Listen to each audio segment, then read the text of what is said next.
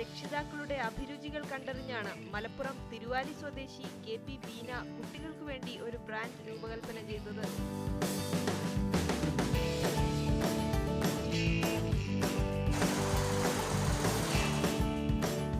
ഇന്ന് ദക്ഷിണേന്ത്യൻ വിപണിയിൽ ഏറ്റവും സ്വീകാര്യതയുള്ള പേരായി സുമിക്സ് മാറിക്കഴിഞ്ഞു.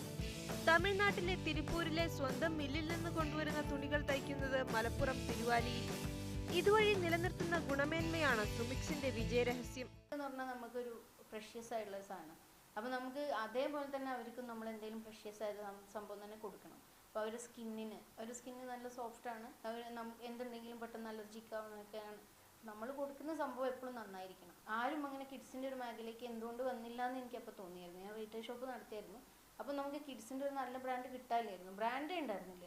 ഗുണനിലവാരം നിലനിർത്താനുള്ള തീരുമാനം ലാഭത്തിൽ കുറവ് വരുത്തിയെങ്കിലും വിപണിയിൽ ഇടം നേടാൻ സഹായിച്ചുവെന്ന് ബീന പറയുന്നു. എളുപ്പത്തിൽ ലാഭമുണ്ടാക്കാനുള്ള ശ്രമങ്ങളാണ് പല സംരംഭങ്ങളും പരാജയപ്പെടാൻ കാരണം. വിജയം എന്ന് പറയുന്നത് നമുക്കൊരു 5 വർഷം നമുക്ക് എന്തായാലും വിജയിക്കാത്ത രീതിയിൽ പോകും. പിന്നെ ഒരുവിധം ആളുകളൊക്കെ ഇത് ബിസിനസ് ചെയ്യുമ്പോൾ തന്നെ പെട്ടെന്ന് നമുക്ക് അതിന് എന്തൊക്കെയോ കിട്ടണം, ലാഭം കിട്ടണം എന്ന ചിന്തകൊണ്ടാണ് അത് വിജയിക്കാതെ പോകുന്നതെന്ന് എനിക്ക് തോന്നുന്നു. നവജാത ശിശുക്കൾ മുതൽ 2 വയസ്സുവരെയുള്ള കുട്ടികൾക്കുള്ള വസ്ത്രങ്ങളാണ് സുമിക്സിനുള്ളത്. കളിപ്പാട്ടമടക്കം കുട്ടികൾക്ക് വേണ്ടതെല്ലാം ഒരു കുടക്കീഴിൽ ഒരുക്കുകയെന്നതാണ് അടുത്ത ലക്ഷ്യം. മുംബൈയിൽ ഇതിനായി ഒരു സ്ഥാപനം തുടങ്ങിക്കഴിഞ്ഞു.